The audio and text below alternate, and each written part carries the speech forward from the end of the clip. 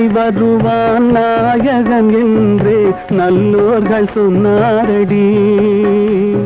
நாயகன் தானும் ஓலை வடிவில் என்னோடு வந்தானடி. ஆடை திருத்தி மாலைகள் தொடுத்து வாசலில் வருவேனடி.